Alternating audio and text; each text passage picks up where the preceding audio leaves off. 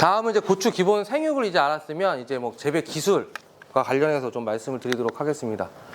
고추는 재배 기술 중에 품종, 육묘 관리, 뭐 정식 후 추비, 그리고 병해충 관리를 어떻게 하느냐에 따라서 많이 좀 달라지실 수가 있습니다. 먼저 품종이죠. 이게 계산 지역에서 판매되고 있는 고추의 종류입니다. 기본적으로 품종이 등록되어 있는 건 몇천 가지가 넘어요. 판매가 되고 있는 것도 몇십 가지가 넘죠. 그 중에서 품종을 선택을 하시는데 어떤 게 제일 좋아? 이렇게 물어봐요. 그럼 저는 뭐라고 말하겠어요? 비싼 게 제일 좋아요. 이렇게 말씀을 드리죠. 비싼 게 복합내병계 품종에 가깝습니다. 그렇기 때문에 비싸요. 근데 그건 그냥 우스갯소리로 말씀드리는 거고, 내가 노지냐 시설이냐에 따라서 품종을 선정하시는 게 좋아요. 내가 노지다. 노지의 경우는 칼라병보다는 탄저병이 훨씬 문제가 심각합니다. 그럼 탄저병에 강한 품종으로 가는 거죠. 그래서 노지하시는 분들이 계산 지역에서 돌격탄이라든가 이런 제품들을 사용을 하시는 거예요. 그리고 반대로 하우스의 경우는 탄저병이 안 오죠. 그렇기 때문에 조금 바뀌긴 했지만 옛날까지만 해도 뭐 칼라짱이라든가 칼라 들어가는 게 칼라병 저항성이거든요. 그래서 칼라짱이라든가 이런 제품을 하는 거고요. 좀 더 여유가 있으시면 복합내병계 품종으로 가시는 게 맞다.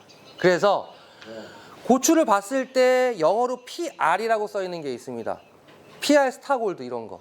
그런 거는 역병 저항성 품종입니다. 한 30년 전부터 나오기 시작한 역병 저항성 품종이 PR이라고 써 있는 거고요. 그리고 탄자 써 있는 게 탄저병 저항성 품종. 탄자.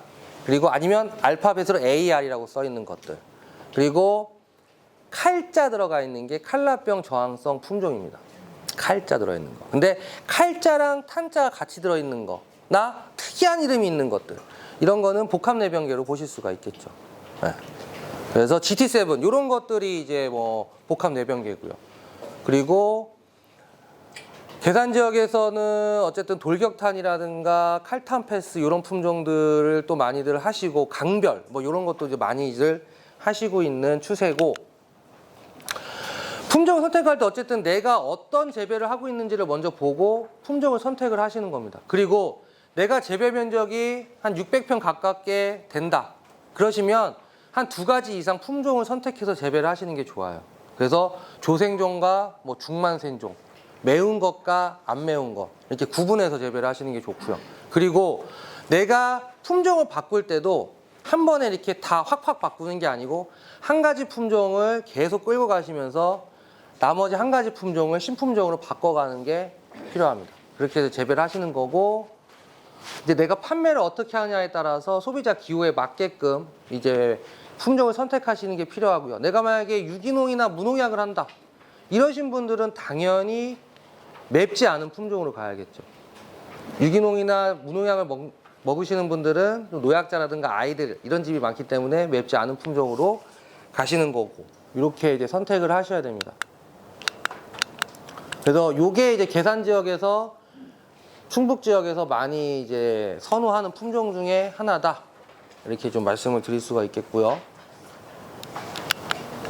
그래서 그리고 통상적으로 농약사를 가서 박 사장 나 여기 고추 좋은 거 좀 줘봐 이렇게 하시죠. 근데 이제 그렇게 하셔도 돼요. 농약사도 돈 벌려고 고추 육묘 하는 거고 고추 파는 거니까. 근데 내가 어떤 품종을 추천을 받았으면 이 추천 품종의 특성을 아셔야 돼요. 특성을. 그래서 그 특성을 파악을 하셔야 된다는 거죠. 한 예로 계산에 고추 농사를 굉장히 잘 하시는 분이 있어요. 나이가 많으신데 굉장히 잘 하시는 분이 있는데 어떤 분이 그분이 이제 긴급하게 연락을 주셨어요. 큰일 났다고. 그래서 왜 그러냐 해서 갔어요. 밭을 갔는데 잘 됐어요. 2가지 품종을 하셨는데 왼쪽 거는 새로운 거고 오른쪽 거는 이제 기존에 하시던 거. 워낙 잘 하시는 분이니까 고추를 많이 다셨는데 이 왼쪽 거 신품종이 문제가 있다 이렇게 간 거죠. 왜 그러냐 봤더니 얘네가 키가 굉장히 작고 마디마다 짧은 거예요. 그리고 고추가 다닥다닥 많이 붙어 있었던 거죠. 그래서 야 이거 너무 키가 작아서 문제는 다 특성 품종이 뭔데요? 그러니까 품종도 잘 기억을 못 하시고 특성이 뭔데요? 그것도 기억을 못 하시더라고요. 근데 알아봤더니 조생종 품종이었던 거죠. 극조생종. 거의 극조생종 품종은 하우스에서 많이 합니다. 하우스에서는 키가 많이 크죠. 그래서 좀 작은 품종들을 많이 하우스에서 써요. 그걸 노지에서 쓰니까 헷갈려 했던 거죠, 그분이. 어쨌든 고추 농사 잘 하시는 분들도 이런 특성을 많이 잊고 있으니까 이런 특성을 잘 보셔야 된다. 이렇게 좀 말씀을 드리겠고 쭉 넘어가겠습니다. 그래서 품종 제가 아까 말씀드렸죠. 이렇게 구분을 하시는 거고 내가 재배 작형에 따라서 품종을 선택을 하셔라. 그리고 다음 이제 기본적인 재배 일정표입니다. 이게 고추 재배를 하실 때 기본적인 재배 일정표예요. 농촌진흥청에서 얘기하는. 보시면 2월달부터 육묘를 시작을 해서 4월 하순이나 5월 상순에 영동은 그렇게 심으실 거라고 봐요. 요때쯤 정식을 하실 거예요. 정식을 하시고 20일이나 30일 있다 1차, 그리고 2차, 3차 웃거름을 주시는 겁니다. 그리고 그 중간중간 지주라든가 유인 작업을 계속 해 나가시는 거고요. 그리고 일주일이나 열흘 상간으로 농약 방제를 하시면서 7월 하순, 8월 달부터 이제 고추 수확을 쭉 이어가시다가 11월 된서리가 왔을 때 이제 수확을 종료를 하시는 거죠. 이런 기본적인 체계도죠. 근데 보시면 이렇게 가뭄, 장마, 가뭄 이렇게 되어 있는 거예요. 우리네들이 다 알고 있는 거예요. 이렇게. 이거 말씀드리는 이유는 뭐냐면 이때가 항상 가물기 때문에 물 관리를 해주셔야 된다는 걸 다시 한번 말씀을 드리는 겁니다. 그리고 장마기가 이쯤 오고 있기 때문에 이때부터는 병에 대한 관리를 들어가셔야 된다 라는 거를 좀 설명을 드린 거고요. 기본적으로 이렇게 체계가 들어가요. 고추 같은 경우는. 혹시 여기는 직접 육묘 하시나요? 고추 육묘? 다 그냥 농약사에서 사서 묘를 다 큰 걸 사서 하시는 체계죠. 직접 육묘 하시는 분들은 일부만 있다고 판단해서 쉽게 빨리 넘어갈게요. 고추 육묘는 하우스냐 노지에 따라서 육묘 기간이 다릅니다.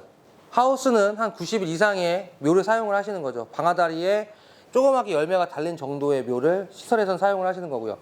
노지에서는 한 80일 정도 되는 묘를 사용을 하시는 겁니다. 그리고 고추를 샀을 때 뽑아봤을 때 밑에 뿌리가 하얗게 포트를 쫙 말고 있느냐, 이게 가장 좋은 묘 상태입니다.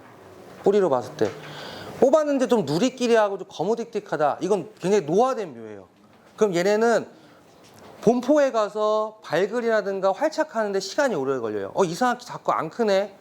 이런 고추들이 통상적으로 노화묘일 가능성이 높습니다. 그래서 뿌리가 그렇게 하얗게 잘 말린 것들, 그리고 또 너무 짧게 키워서 뿌리 발근이 좋지 않아서 그냥 흙이 같이 투두둑 떨어지는 묘들이 있어요. 그런 묘들은 너무 일수가 짧은 겁니다. 뿌리 발근이 좋지 않은 거예요. 그런 걸 잘 판단을 해서 하시면 되고, 그리고 옛날 같은 경우는 고추묘가 이렇게 큰 거, 그걸 굉장히 좋아했어요. 근데 그건 그렇게 요새는 좋은 건 아닙니다. 고추가 세력이 강하기 때문에 이제는 짧고 단단하게, 대가 단단하고 짧고 이런 묘를 구입하시는 게 좋아요. 고추 이 길이를 길게 하는 건 쉬워요. 일주일이면 몇 센치는 그냥 키울 수가 있습니다. 어떻게 하냐면 야간에 물을 흠뻑 주고 온도 한번 팍 올려주면 다음에 2, 3cm 쭉쭉쭉 크거든요. 그래서 어쨌든 너무 짧지 않은 범위 내에서 짧고 단단한 묘를 구입을 하시는 겁니다. 그리고 전열선 까시는 거는 통상적으로 농가들은 위에다 많이 까시지만 아래에 까시는 게 뿌리 발근이 좋습니다. 뿌리가 따뜻해지기 때문에 뿌리 발근을 돕기 위해서는 아래에 전열선을 깔아서 하는 것이 좋다, 이 얘기고요. 그리고 묘를 키울 때 어느 정도 이격 공간을 주셔야 이 포트 안에 뿌리가 잘 엉겨 있습니다. 그냥 바닥에 놓으시면 뿌리가 밖으로 치고 나가요. 그렇기 때문에 일정 깔판이나 이런 걸 활용해서 일정 이격 공간을 주셔야 된다. 그렇게 안 하면 아무리 물 관리를 잘해도 여기는 습하게 되고 여기는 건조하게 되고 이런 불균형화되는 묘를 키울 수가 있다. 그리고 중간중간에 이렇게 바닥으로 내려간 뿌리들이 있어서 쭉쭉 몇 개만 뿅뿅뿅 튀어나오는 묘들이 나올 수 있다. 이제 말씀드리고요. 그리고 방법으로는 이런 깔판 같은 거를 사용하시거나 포트멸을 뒤집어 놓으셔서 사용하셔도 되고요. 이 사진은 뭐냐면 이건 이제 관상용 고추예요. 계산 지역은 그 고추 축제를 하잖아요. 그때 저희 팀에서 업무가 이 세계고추 전시회를 하는데 거기서 이제 관상용 고추를 키울 때 사진인데 보시면 이 얼룩덜룩한 무늬가 보이시죠? 이 고추 자체가 얼룩덜룩한 게 아니에요. 이게 연면 시비하다가 약해가 난 겁니다. 그러니까 이게 묘상에서 연면 시비를 하면 치고 나면 다음날 확 좋아지는지 알아요? 안 그렇거든요. 한 일주일 열흘 정도는 지나야 색이 좋아집니다. 근데 요때 그 3, 4일 간격으로 계속 몇 번 쳤더니만 요런 이제 반응이 나타난 거죠. 약해 피해. 그리고 요거는 뭐냐? 이거는 본포에 심었을 때 그 유황 처리를 제가 좀 세게 했었어요. 그래서 유황 처리를 좀 세게 했더니만 이렇게 새순이 다 노랗게 이제 탄 거죠. 그래서 유황을 쓰실 때는 잘 쓰셔야 됩니다. 너무 자주, 고농도로, 혼용해서 이렇게 사용하시면 이런 약해가 나실 수 있습니다. 그리고 농가에서는 이렇게 바닥에 그냥 키우시는 거를 이렇게 이제 한 거죠. 그래서 바닥에 그냥 키우게 되면 이게 뿌리 상태가 안 좋아요. 흙 상태가 안 좋아요. 이렇게 막 너무 습하죠. 뿌리 밝음도 안 좋고. 네. 그리고 육묘상을 설치를 하실 때는 이제 강선 그리고 비닐 보온 덮개를 하시는데 만약에 육묘가 좀 어려우시다, 과습한 상태다 그러면 안에 부직포를 한번 끼워 넣으시면 훨씬 더 좋다 얘기를 말씀드리고요.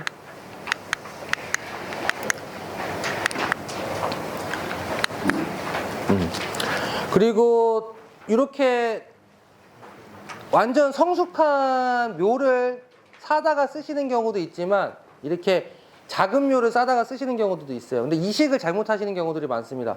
뿌리가 그 떡잎만 나온 상태, 그리고 떡잎 외에 본잎이 4~5매 이렇게 큰 상태에서는 좋지 않아요. 이렇게 떡잎을 제외하고 본잎이 1매에서 2매 정도 상태에서 이식을 하시는 게, 뿌리가 끊어지지 않게끔 이식을 하시는 게 좋다 그 얘기고요.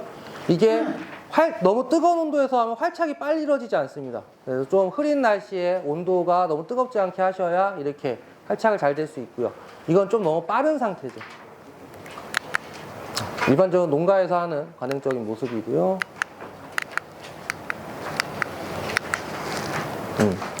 온도 관리에 대해서 물어보시는 분들이 많이 있는데, 고추는 육묘하실 때 다 시기별로 온도 관리가 좀 다릅니다. 근데 제가 말씀드리는 거는 요거죠. 최하 15도 이상 그리고 최고 30도 이하를 유지해 달라. 그래서 물론 더 낮게 육묘 관리를 하셔도 됩니다. 근데 안정적으로 하시려면 15도 이상 30도 이하에서 육묘 관리를 해달라. 그리고 묘를 하우스에서 다 키워놓고 나서 마지막에 심기 전에 이 경화 처리를 꼭 하는 게 좋다. 경화가 뭐냐면 얘네한테 일정 스트레스를 줘서 모를 딱딱하게 단단하게 하는 거예요. 그래서 나가기 일주일에서 10일 정도 전에 물량도 현저하게 줄여주시고 온도도 밖에와 유사하게 만들어서 얘가 어느 정도 단단하게 되게끔 경화 처리를 하시고 본포에 나가서 정식을 하시는 게 그냥 하는 것보다는 발근력이라든가 생육이 훨씬 좋습니다. 그래서 이렇게 이거 해줘라 이 말씀이고요. 물 주는 거는 그 오전 중에 미지근한 물로 주시는 게 좋습니다. 너무 찬물로 주시면 이 뿌리가 발근이 잘 안 되기 때문에 오전 중에 미지근한 물을 주시는 게 좋다. 그리고 제가 아까 전에 말씀을 하나 안 드린 게 있는데 물 하니까 생각이 난 건데, 아까 제가 물 주는 게 굉장히 중요하다고 말씀드렸잖아요. 근데 왜 그거 안 물어보세요? 그럼 물을 언제 주냐? 이걸 왜 안 물어보세요? 물 언제 줘요? 몇 시에? 10시 전에? 그거 비슷한 답변이긴 해요. 물은 일출을 하고 1시간 반에서 2시간 사이에 주는 게 제일 좋습니다. 그때부터 강합성이 급격하게 일어나기 때문에, 강합성이 에너지를 얻는 거잖아요, 식물에. 근데 물이 없으면 안 된다는 거죠. 이산화탄소도 있어야 되고 광도 있어야 되지만. 그래서 물 주는 시간은 1시간 반에서 2시간 정도 사이에 주시는 게 가장 좋다. 그리고 내가 마사냐 질토냐에 따라서 물 주는 방식도 조금 다를 수 있습니다. 마사의 경우는 물이 일자로 쭉 내려가요. 근데 질토는 옆으로 물주머니가 커지거든요. 그래서 마사의 경우는 허실되는 물량과 양분량이 많을 수 있기 때문에 짧게 여러 번 주시는 게 좋아요. 마사의 경우는 짧게 여러 번. 근데 질토는 이 안에 모여 있는 게 많기 때문에 한 번에 많이 주셔도 괜찮다. 이제 말씀을 드리고요. 그리고 물 주는 시간이 나오면 지금 같은 경우는 일출이 한 7시 반 정도 됩니다. 그럼 9시 반이니까 아까 대표님이 말씀하신 것처럼 10시가 어느 정도 적당한 시간이 되겠죠. 너무 늦긴 하지만. 근데 여름철에는 일출 시간이 더 빨라져요. 여름철에는 더 물을 빨리 주셔야 된다는 거고요. 그리고 물 주는 타이밍도 다 조금씩은 다릅니다. 물을 많이 줬다가 끊었다 갈 거냐. 그럼 수분 곡선 이렇게 그려가겠죠. 그러면은 그 작물이 스트레스를 좀 받아요. 근데 위조가 되지 않는 범위, 시드름이 없는 범위 내에서는 가능합니다. 근데 살짝 시드름이 보인 상태에서 물을 주는 건 너무 늦다. 그래서 그 전에 뿌리 상태가, 수분 상태가 이렇게 유지되게끔 주시는 게 좋다. 그래서 저는 추천드리는 게 동일한 시간에 동일한 양을 계속 주시는 게 저는 좀 더 추천을 합니다. 그리고 생육에 따라서 물 밸런스를 올려주시는 게 좋다. 이렇게 좀 추천을 드리고요. 묘를 구입을 하실 때 어떻게 키우는지를 알아야지 좋은 묘를 구입할 수 있어요. 묘 농사가 많이 해요. 고추 묘는 이미 고추를 15개에서 15개 정도를 딸 수 있는 능력을 갖고 있는 애기 때문에 좋은 묘를 선택해서 하시는 게 좋습니다. 네. 네.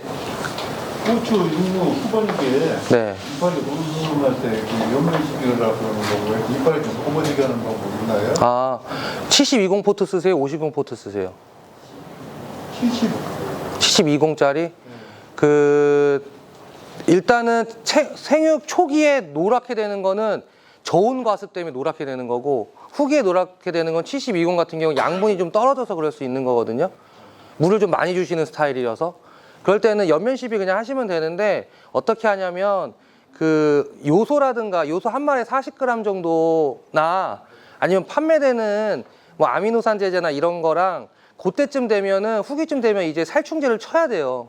그래서 그때 살충제 약을 한두 가지를 정량을 맞춰서 한 번만 딱 치세요. 그러면은 한 일주일 정도 되면 색이 좋아져요. 일주일 정도 지나면 바로 좋아지진 않고. 그렇다고 해서 연거퍼 막 치고 돌아서 또 치고 3일 있다가 또 치고 이러면 타요. 그렇기 때문에 그렇게 하셔야 돼요. 수분 넘어가고요. 그리고 이제 아까도 말씀드렸듯이 육류하실 때 초기에는 너무 추위와 과습 때문에 피해를 좀 받으시는 거고, 후기에는 해충이라든가 고온 때문에 피해를 많이 받으세요. 영양제 피해 같은 거. 그래서 초기에 이렇게 되는 증상들 보실 수 있을 거예요. 입이 이렇게 쪼맣게 되는 거, 접히는 거. 그리고 고추묘를 샀어. 근데 고추묘가 이렇게 접혀 있어. 문제 없는 거예요, 이거는. 이거는 좀 육묘를 온도를 좀 낮게 관리한 거기 때문에 봄포에 가서 심으면 다 펴집니다. 그래서 이렇게 좀 온도를 낮게 관리하는 경우들이 이렇게 입이 좁아지는 겁니다. 그리고 묘 살 때 이렇게 중간중간 이런 거 보이는 것도 있어요. 이것도 마찬가지로 약간의 저온 육묘를 한 거예요. 이런 애들이 통상적으로 고추묘가 좀 작을 거예요. 작은 애들이 좀 스트레스를 주기 때문에 온도를 좀 낮게 관리를 해서 이런 것들이 나오는 거다 말씀드리고요. 이제 이런 것들이 이제 고온 피해 받아서 약이랑 같이 쳐서 고온 영양제 피해 받는 거죠. 마찬가지로 이런 것들이 다 그런 겁니다. 넘어갈게요. 그래서 이렇게 아까 전에 말씀드렸듯이 후기에 생육이 안 좋으면 비료물 같이 타서 주셔야 돼요. 근데 그럴 때 이런 피해들이 나올 수가 있어요. 왜냐면 연거퍼 치거나 너무 뜨거울 때 치실 수가 있기 때문에. 그래서 그런 거 잘 유의해서 하셔라. 그리고 요게 누렇죠? 이러면 통상적으로 농약사 가요. 근데 이거는 그 물을 끊으면 돼요. 야간 온도 올려주고 물 끊으면 좋아집니다. 넘어가겠습니다. 네. 요거는 뭐냐면 육묘가 누렇죠. 그래서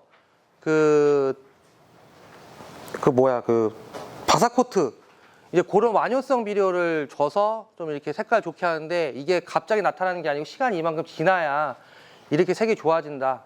이 말씀을 드리려고 해놓은 겁니다. 넘어갈게요. 그래서 묘는 어쨌든 이렇게 신경을 써서 뿌리 발근이 잘 됐는지, 너무 노화묘가 아닌지, 너무 키가 크진 않은지, 너무 연약하진 않은지, 이런 상태를 좀 보시면서 이제 선택을 좀 하시면 되고요. 그리고 이제 심기 전에 밭을 만들게 되면 기본적으로 탭이 주실 겁니다. 탭이 주시고 뭐 복합 비료로다가 주실 거고요. 아까 제가 석회 말씀드렸죠. 석회 주실 거고 그리고 20일에서 30일 간격으로 1차, 2차, 3차 비료를 나눠서 주실 거고요. 그리고 또 신경 쓰셔야 될 게 이 붕소입니다. 붕소는 자주 주실 필요는 없어요. 그리고 못 주시면 연면 시비를 하시면 충분히 회복해 나갈 수가 있어요. 근데 건고추에서 옆으로 줄이 쫙쫙쫙쫙쫙 가 있는 거 있잖아요. 그런 건 다 붕소 결핍입니다. 그렇기 때문에 그런 것들이 많이 나오신다. 그러면은 내가 붕소를 줬는지 안 줬는지를 좀 보셔야 돼요. 그래서 붕소를 그가 몇 년 동안 안 줬다. 300평에 1kg에서 1.5kg만 주면 되거든요.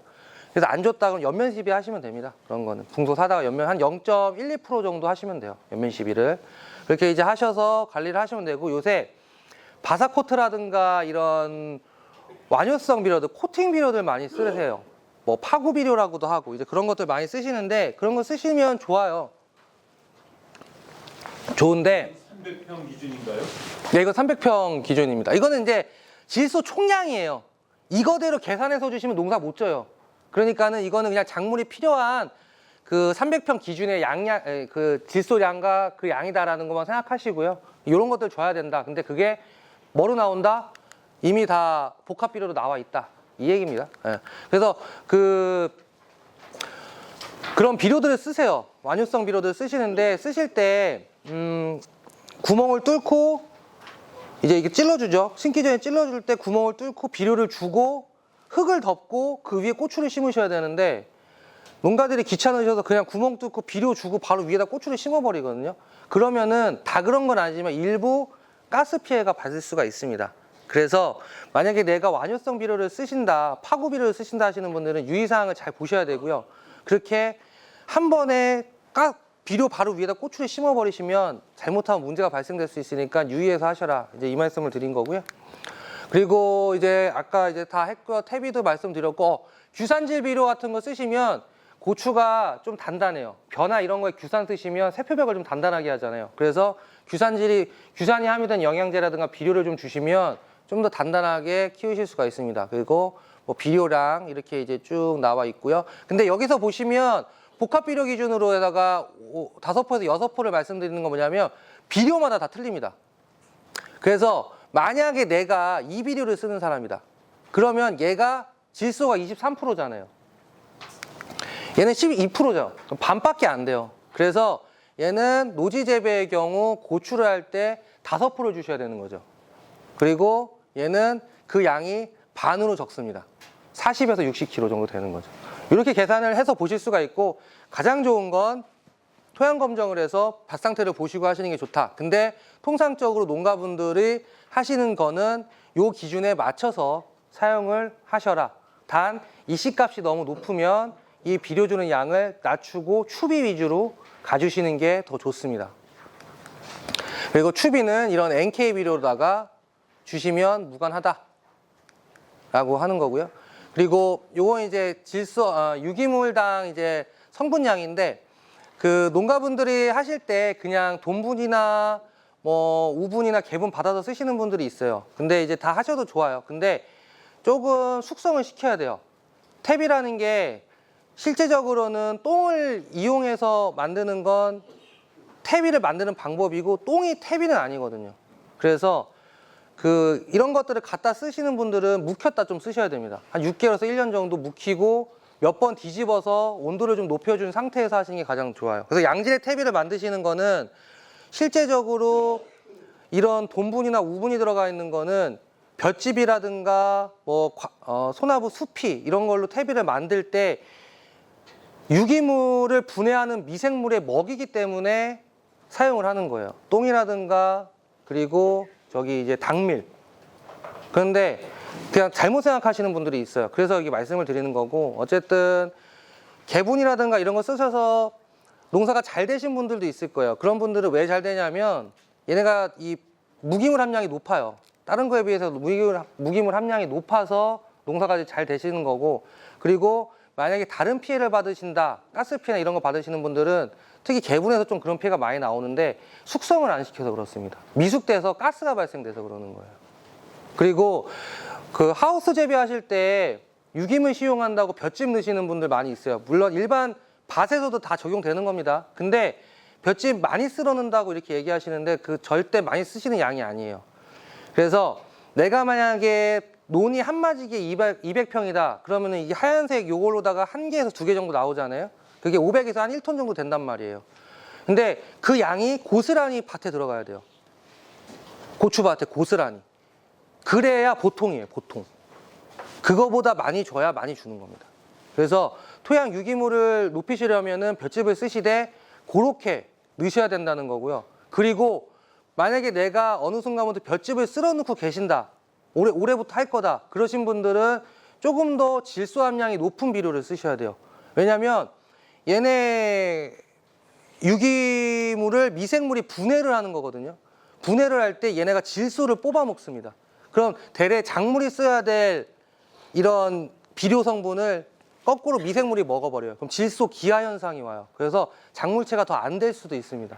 그래서 만약에 내가 볏짚이라든가 이런 걸 사용하시는 분들은, 사용하실 거라고 생각하시는 분들은 좀 질소량이 높은 비료를 사용하셔서 하셔야 된다. 질소 기하 현상 때문에. 이거 말씀드리는 거고요. 이게 제식 거리 기준을 봤을 때 이렇게 됩니다. 그래서 계산은 한 100에 한 35에서 40 정도를 심는다. 그래서 한 9.5주 정도 들어간다. 요 얘기고요. 이렇게 심으시면 요 계산 공식에 따라서 계산을 하실 수가 있습니다. 그래서 통상적으로 한 9에서 9.5주 정도를 많이 심으세요. 이렇게. 두줄 재배는 뭐 이렇게 계산하시면 되고요.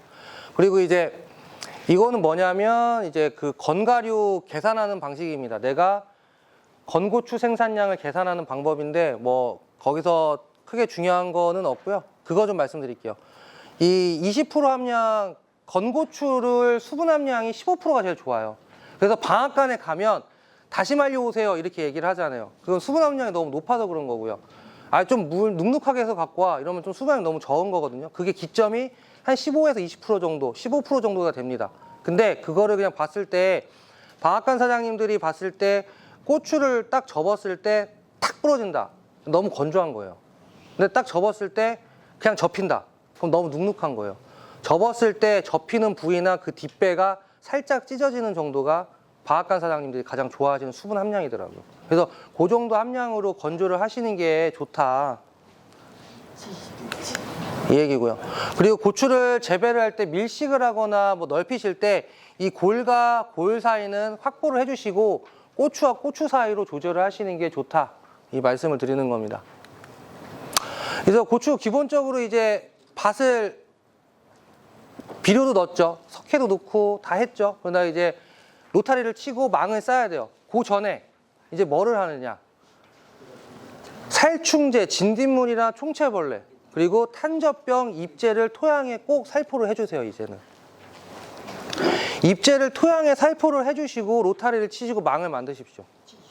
그리고 비닐을 씌우시는 거죠. 점적 테이프를 놓고 비닐을 씌우시는데, 근데 더 잘해보겠다고 제초제 입제까지 쓰시는 분들이 있어요.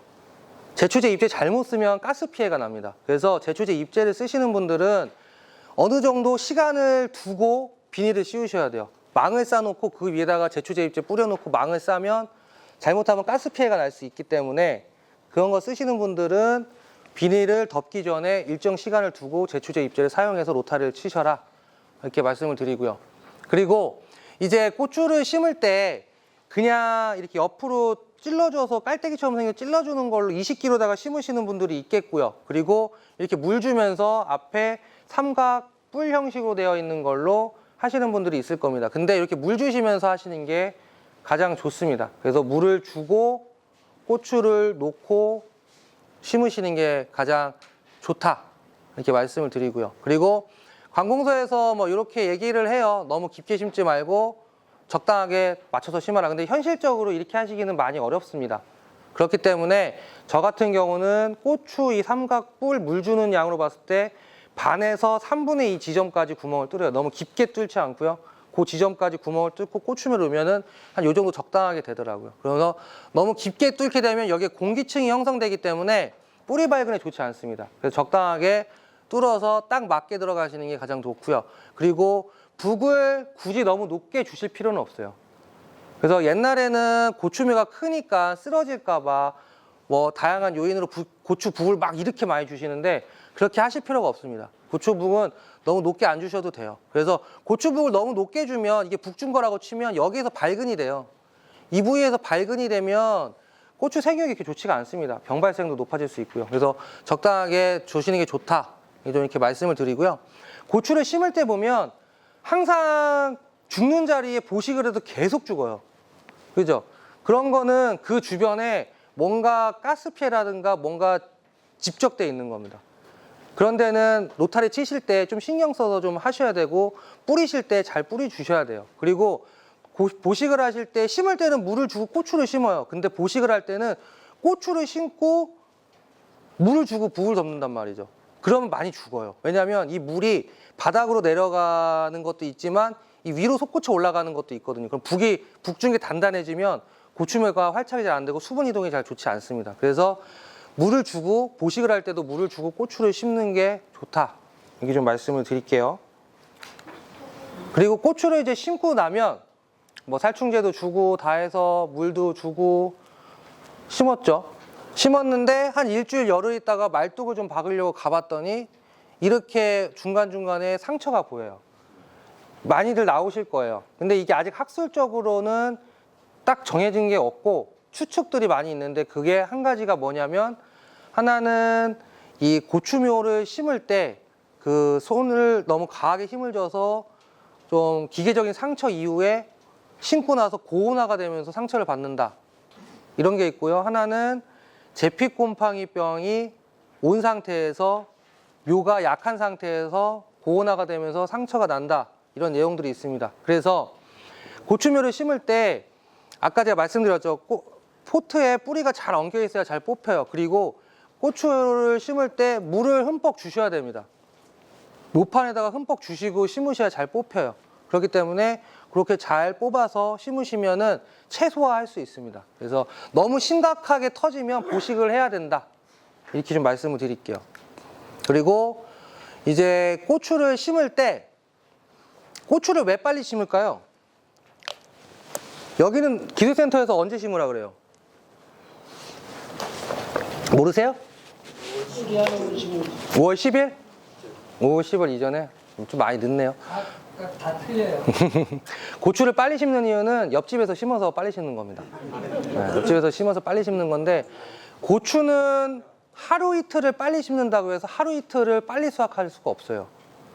최소한 열흘 이상 빨리 심어야 며칠 앞당길 수 있는 겁니다. 그렇기 때문에 기술센터에서 권고하는 시기에 심으시는 게 가장 좋습니다. 고추를 심고 나서 그러면 어떻게 해야 돼요? 내가 이제 어떻게 해외여행 가야 돼갖고 고추를 빨리 심었단 말이야. 근데 이제 춥대. 그럼 어떻게 해요? 발만 동동 구르고 있을 거예요? 아이고 술 먹으면서?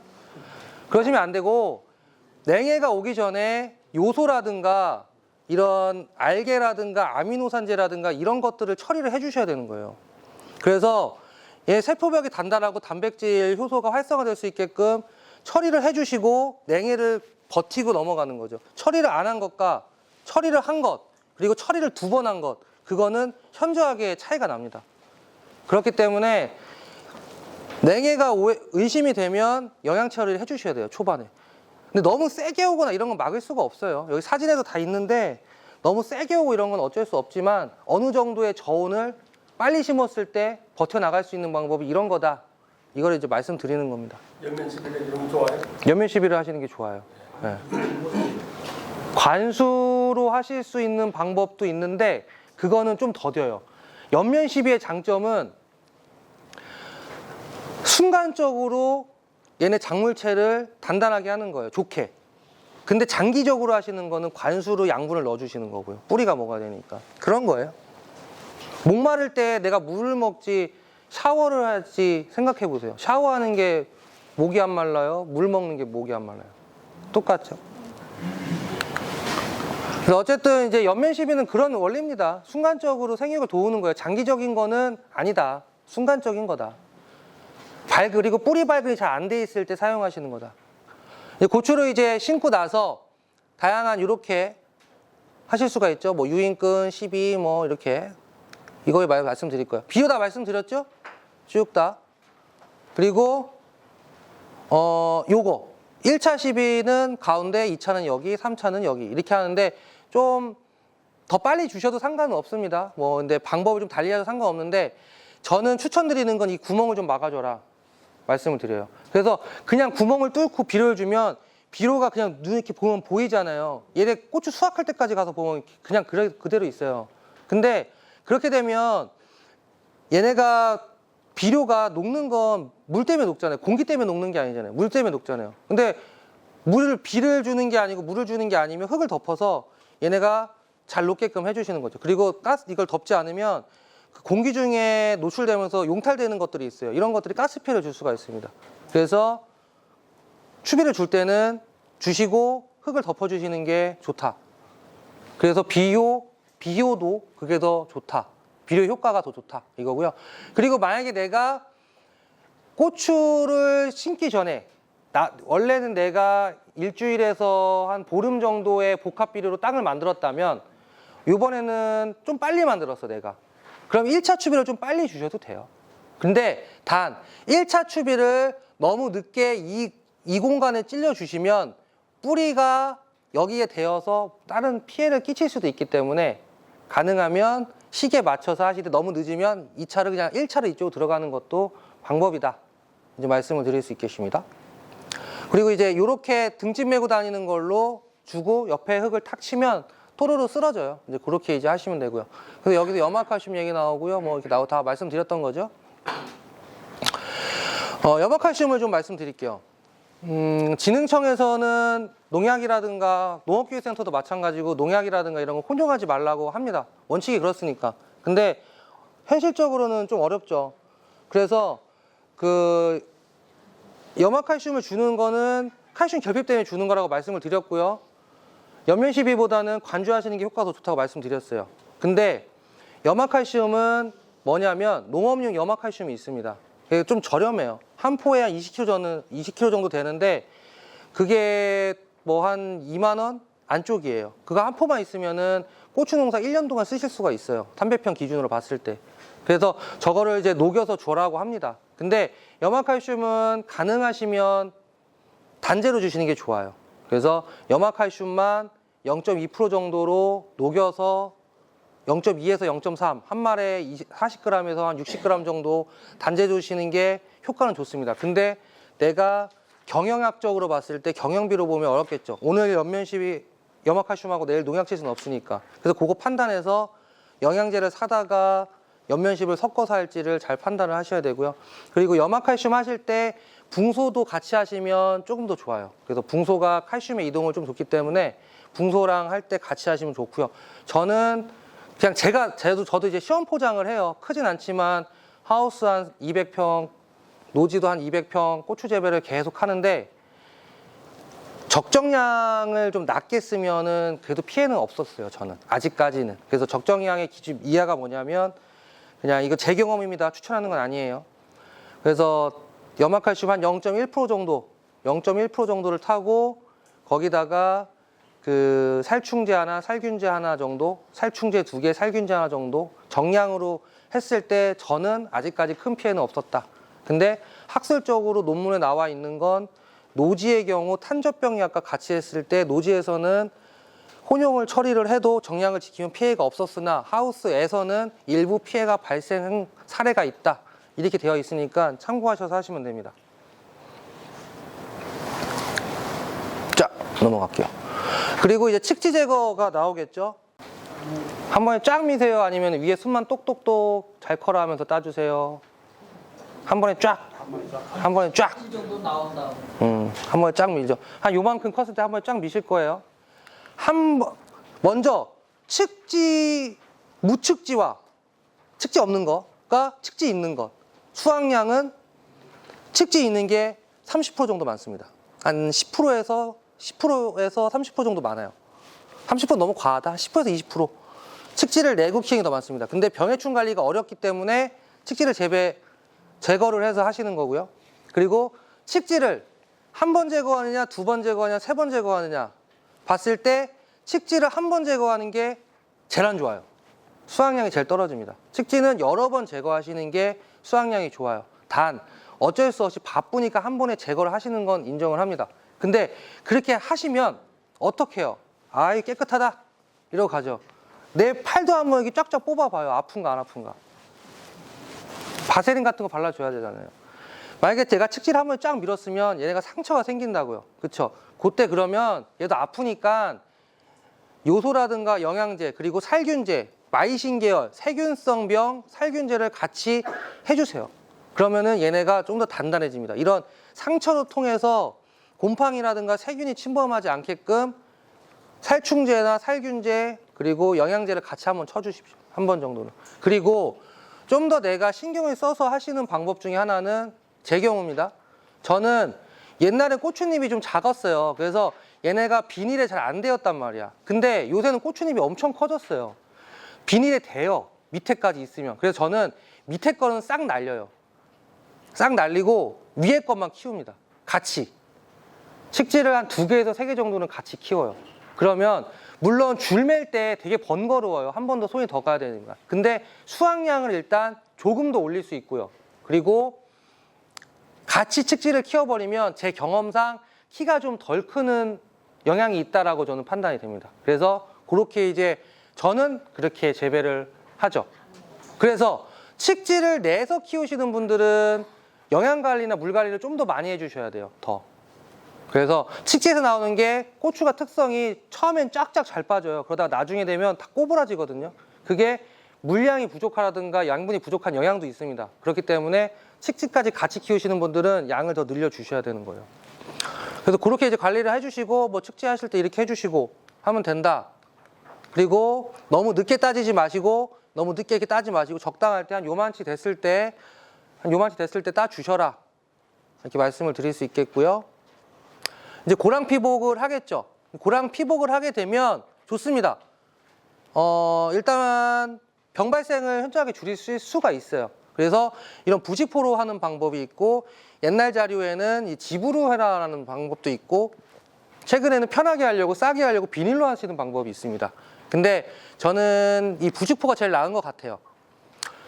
그래서 이 부직포를 하실 때 너무 일찍 하시는 건 좋지 않은 것 같아요. 왜냐하면 5월 달에 항상 가물다고 했죠. 그리고 5월 달에 보면 위에는 따뜻해도 바닥은 차가워요. 바닥이 지온이 따뜻해야 뿌리 발근이 잘 됩니다.